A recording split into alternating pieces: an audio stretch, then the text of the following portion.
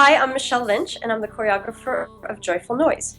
Doing Man in the Mirror, what a blessing to do Michael Jackson's song. He was actually one of the artists that I thought the Pakishaw Choir, our choir that we follow, we have to believe that they choreographed it. And so who are the artists they would draw from? And I think Michael Jackson was an artist that they would draw from, especially doing something like Man in the Mirror. That song is so gorgeous and beautiful. The rhythms dictate themselves to movement. It was probably one of the easiest things to do. Give it a little more, funky groove that we haven't seen, and just inch our way to where we get to.